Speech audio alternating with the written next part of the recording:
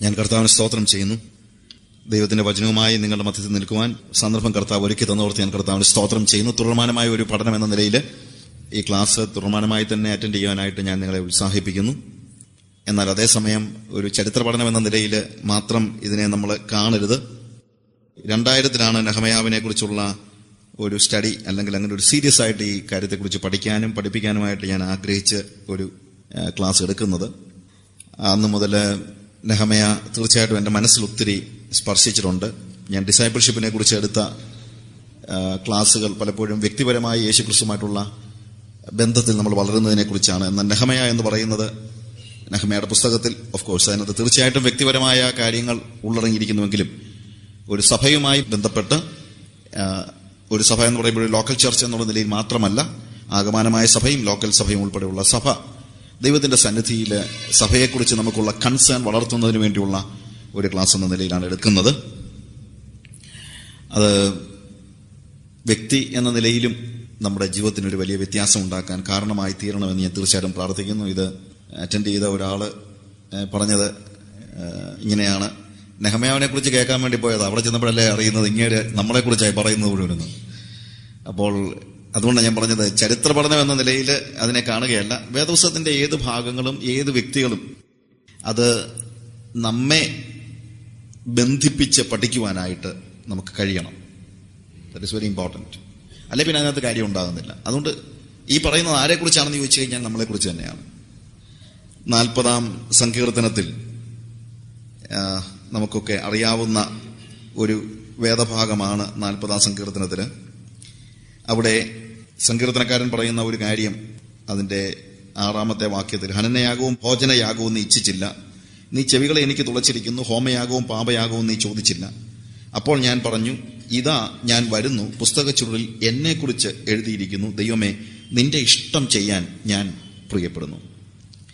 ഈ ഭാഗം ഞാൻ അതിനെ വിശദമായിട്ട് നോക്കി. ഇതിന്റെ ആ കൺസ്ട്രക്ഷനിലുള്ള ചില വ്യത്യാസങ്ങളുണ്ട്. ഹനനയാഗവും ഭോജനയാഗവും നീ ഇച്ഛിച്ചില്ല, ഹോമയാഗവും പാപയാഗവും നീ ചോദിച്ചില്ല, അത് ഒരുമിച്ച് വരുന്നതാണ്. അതിന് ശേഷം പറയുകയാണ്, നീ ചെവികളെ എനിക്ക് തുളച്ചിരിക്കുന്നു, അപ്പോൾ ഞാൻ പറഞ്ഞു, ഇതാ ഞാൻ വരുന്നു, പുസ്തകച്ചുരുളിൽ എന്നെക്കുറിച്ച് എഴുതിയിരിക്കുന്നു. ശരിക്കും പറഞ്ഞു കഴിഞ്ഞാൽ വേദപുസ്തകം വായിച്ചുകൊണ്ടിരുന്ന സമയത്ത് ഈ വ്യക്തി ദാവീദ് വേദപുസ്തകത്തിൽ എഴുതിയിരിക്കുന്നതെല്ലാം ഹനനയാഗത്തെക്കുറിച്ചും ഹോമയാഗത്തെക്കുറിച്ചും ഭോജനയാഗത്തെക്കുറിച്ചും അല്ലെങ്കിൽ സമാഗമന കൂടാരത്തെക്കുറിച്ചും മോശയെക്കുറിച്ചും അഹരോനെക്കുറിച്ചും പുറപ്പാടിനെക്കുറിച്ചും ഇങ്ങനെയുള്ള വിഷയങ്ങളാണെന്നാണ് ചിന്തിച്ചുകൊണ്ടിരുന്നത്. നമ്മൾ വായിച്ചാലും അങ്ങനെ നമ്മൾ കാണത്തുള്ളൂ. എന്നാൽ ഇടയ്ക്കൊരു കാര്യം സംഭവിക്കുകയാണ്. ദൈവം അവന്റെ ചെവിയെ തുളച്ചു കഴിഞ്ഞപ്പോൾ, നിന്റെ ന്യായപ്രമാണം എന്റെ ഉള്ളിലിരിക്കുന്നു. ഇതുവരെ ഇത് തലേ കിടന്ന് കളിച്ചതേ ഉള്ളൂ. ഇപ്പൊ എവിടെയാ? ഉള്ളിലോട്ട് കയറി. ന്യായപ്രമാണം ഉള്ളിൽ കയറി കഴിഞ്ഞപ്പോൾ, അതായത് എന്തുകൊണ്ടാണ് ചെവി തുളച്ചകത്ത് കയറിയപ്പോഴാണ്, ഉള്ളിൽ കയറി കഴിഞ്ഞപ്പോഴാ മനസ്സിലാക്കുന്ന ഒരു വലിയ യാഥാർത്ഥ്യം, പുസ്തകച്ചുരുളിൽ എന്നെക്കുറിച്ച് എഴുതിയിരിക്കുന്നതെന്ന്. അതുവരെ ചിന്തിച്ചത് എന്തൊക്കെയാണ്? ഇതിനകത്ത് പറഞ്ഞിരിക്കുന്നത് ഹനനയാഗത്തെക്കുറിച്ചും ഭോജനയാഗത്തെക്കുറിച്ചും പാപയാഗത്തെക്കുറിച്ചും അങ്ങനെയുള്ള, അല്ലെങ്കിൽ ഞാൻ മുമ്പേ പറഞ്ഞതുപോലെ മോശയെക്കുറിച്ചും അഹരോനെക്കുറിച്ചും അബ്രഹാമിനെക്കുറിച്ചും ലോത്തിനെക്കുറിച്ചും ഒക്കെയാണെന്നാണ് നമ്മൾ ചിന്തിച്ചത്. പക്ഷെ ദൈവം ചെവി തുളച്ച് ഇത് ഹൃദയത്തിന്റെ ഉള്ളിലേക്ക് പ്രവേശിക്കുമ്പോൾ എന്താ മനസ്സിലാക്കുന്നത്? ഇത് എന്നെക്കുറിച്ചാണ് എഴുതിയിരിക്കുന്നത്. അപ്പൊ ദൈവം ചെവി തുളച്ച് ദൈവത്തിന്റെ ന്യായപ്രമാണം നമ്മുടെ ഉള്ളിലാക്കുന്ന സന്ദർഭത്തിൽ നമ്മൾ തിരിച്ചറിയുന്നൊരു യാഥാർത്ഥ്യമുണ്ട്. വേദപുസ്തകത്തിൽ എഴുതിയിരിക്കുന്നത് എന്നെക്കുറിച്ചാണ്. അതുകൊണ്ട് നെഹെമ്യാവിന്റെ ചരിത്രം നമ്മൾ പഠിക്കുമ്പോൾ അത് നെഹെമ്യാവിനെ കുറിച്ച് എഴുതിയിരിക്കുന്നു എന്നുള്ള ചിന്തയോടുകൂടെ വായിച്ച് ഒരു കഥ വായിക്കുന്ന സുഖത്തിൽ വായിച്ചു പോകുന്നതിന് പകരം അത് എഴുതിയിരിക്കുന്നത് എന്നെക്കുറിച്ചാണ് എന്നുള്ള തിരിച്ചറിവ് ഉണ്ടാവുകയാണെങ്കിൽ നമ്മുടെ ജീവിതത്തിന് വലിയ വ്യത്യാസം ഉണ്ടാകും, നമുക്ക് മനസ്സിലാക്കാനായിട്ട് കഴിയും. അതുകൊണ്ട് ഈ ക്ലാസ്സുകളിൽ പങ്കെടുക്കുന്നത് തീർച്ചയായും നമ്മുടെ ജീവിതത്തിന് ഒരു വ്യതിയാനം ഉണ്ടാകാൻ വേണ്ടിയാണ്, ഒരു രൂപാന്തരം ഉണ്ടാകാൻ വേണ്ടിയാണ്. നമുക്ക് ഇന്നത്തെ നമ്മുടെ ആത്മീയതയിൽ ഒരു വലിയ പ്രശ്നം എന്നാന്ന് ചോദിച്ചു കഴിഞ്ഞാൽ, രൂപാന്തരമില്ലാത്ത ഒരു വചനധ്യാനത്തിലാണ് നമ്മൾ പലപ്പോഴും അത്രയും താല്പര്യമൊക്കെ ഉള്ളൂ. ദൈവം നമുക്ക് വേണോന്ന് ചോദിച്ചാൽ വേണം, പക്ഷേ അത്ര ആഴത്തിൽ വേണോ എന്ന് ചോദിച്ചാൽ അത് വേണ്ട. ഇംഗ്ലീഷിൽ ഒരു കവിത, $3 worth God എന്ന് പറഞ്ഞ ഒരു കവിത ഞാനിങ്ങനെ വായിച്ചിട്ടുണ്ട്. അമേരിക്കയിലെ ഒരു കവിത, അമേരിക്കൻ പശ്ചാത്തലത്തിലുള്ളൊരു കവിതയാണ്. അവിടെ സാധാരണ സ്വത്രാഴ്ച ഇടുന്ന $3. അപ്പൊ അതുകൊണ്ടാണ് ഈ $3 വർത്ത് ഗോഡ്. അപ്പൊ ഞാൻ $3 സ്വത്രാഴ്ച ഇട്ടേക്കാം, അല്ലെങ്കിൽ $3 സ്വത്രാഴ്ച ഇട്ടേക്കാം. I would like to buy a $3 worth god. ഞാനൊരു $3 വർത്ത് $3 വിലയുള്ള ഒരു ദൈവത്തെ വാങ്ങിക്കാൻ ഇഷ്ടപ്പെടുന്നു. Please. Not enough to explode my soul or disturb my sleep, but just enough to equal a cup of warm milk or a snooze in the sunshine. എനിക്ക് എന്തിനാ ദൈവത്തെ വേണ്ടെന്ന് ചോദിച്ചു കഴിഞ്ഞാൽ, അങ്ങനെ എന്നെ പിടിച്ചങ്ങ് പൊട്ടിക്കുന്ന, എന്റെ ജീവിതത്തെ അങ്ങ് മാറ്റിമറിക്കുന്ന, എന്നെ രൂപാന്തരപ്പെടുത്തുന്ന അങ്ങനെ ദൈവത്തെ ഒന്നും വേണ്ട.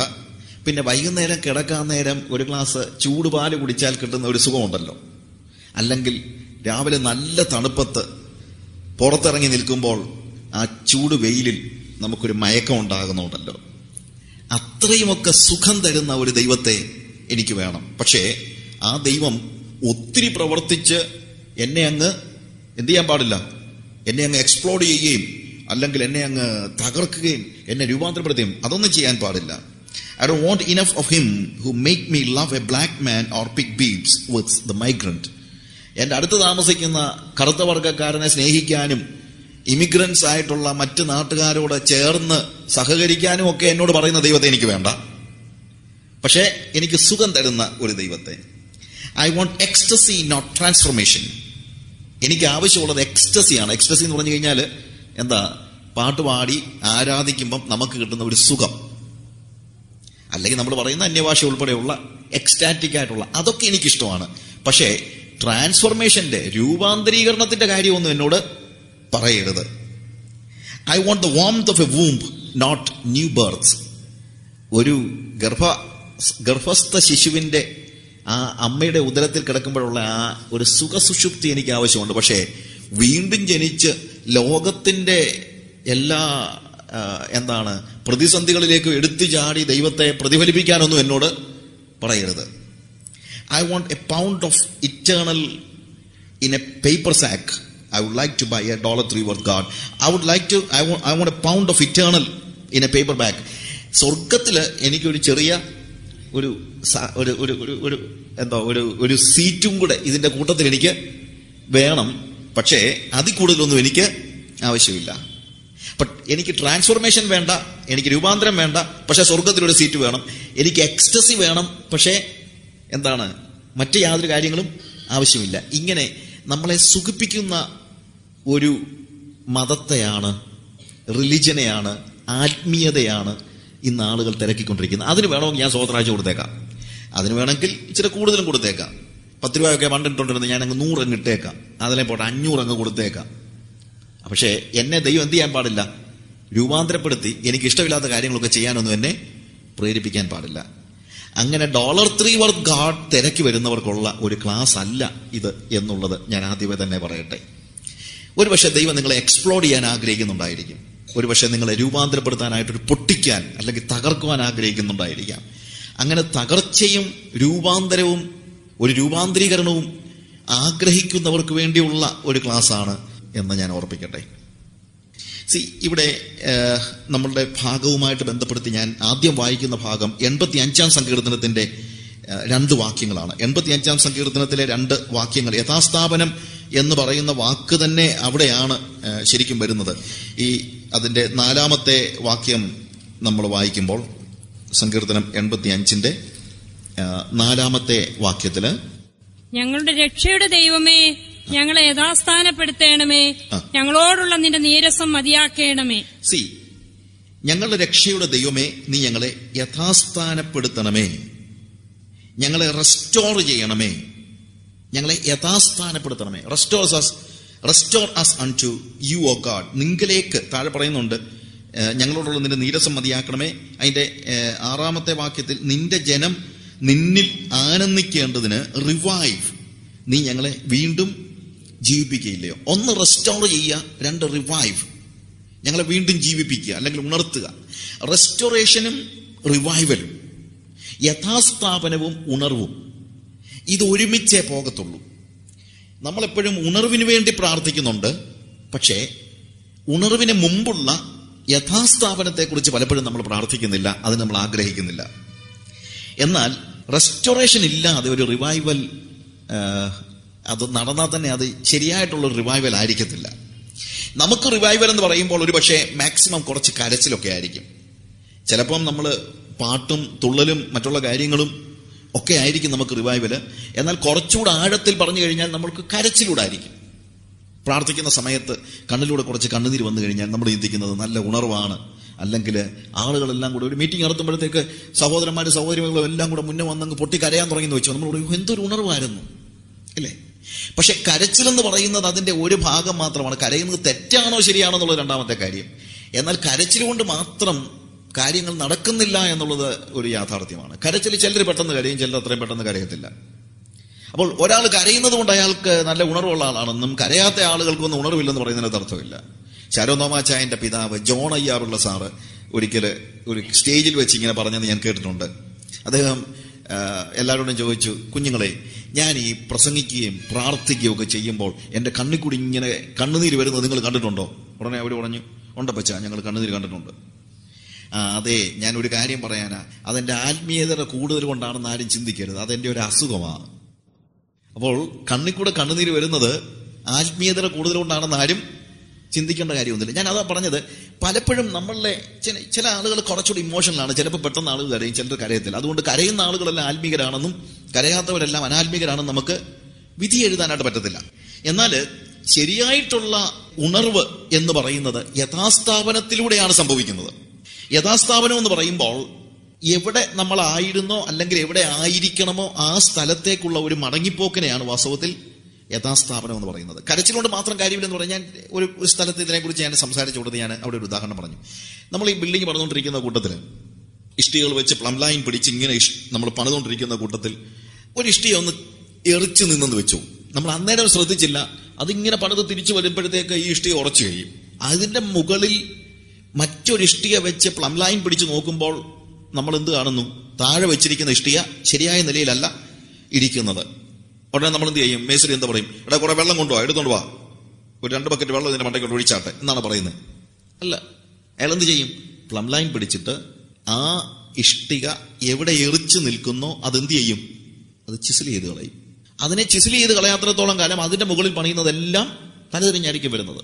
എന്നതുപോലെ നമ്മുടെ സഭയിൽ, നമ്മുടെ ജീവിതത്തിൽ ഏതെങ്കിലും ഒരു സന്ദർഭത്തിൽ അറിയാതെ ദൈവവചനത്തിനും ദൈവത്തിന്റെ ആത്മാവിനും ദൈവ സഭയെക്കുറിച്ചുള്ള ദൈവത്തിന്റെ ഇഷ്ടത്തിനും വിരോധമായിട്ട് ഏതെങ്കിലും ഒരു നിലയിൽ ഒരു തിരിച്ചിൽ നമുക്ക് ഉണ്ടായിട്ടുണ്ടെങ്കിൽ ഒരു പ്രവാചകനെ വിളിച്ച് പ്രാർത്ഥിച്ച് നമ്മളെല്ലാം കൂടെ കരഞ്ഞതുകൊണ്ട് അർത്ഥമൊന്നുമില്ല.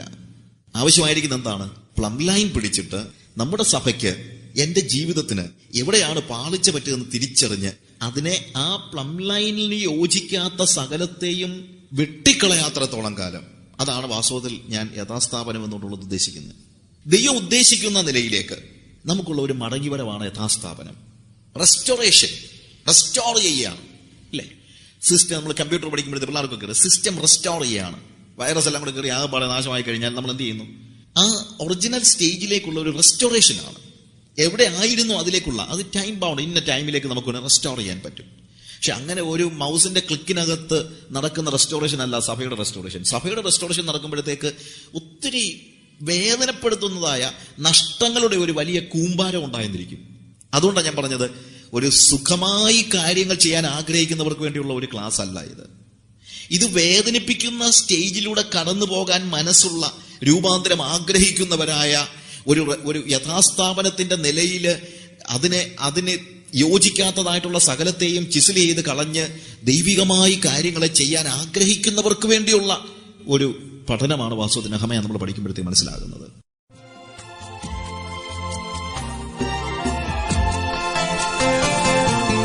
യേശുവേ പോലെയാകുവാൻ,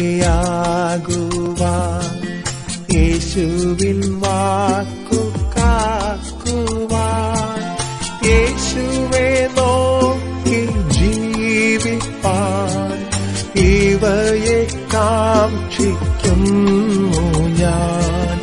യേശുവേ നോക്കി ജീവിപ്പാൻ ഇവയെ കാക്ഷിക്കുന്നു ഞാൻ. ഉറപ്പിക്കന്നെ എന്നാഥ, നിറയ്ക്ക എന്നെ ശുദ്ധാത്മാ, ക്രിസ്തൻ മഹത്വത്താലെ ഞാൻ മുറ്റും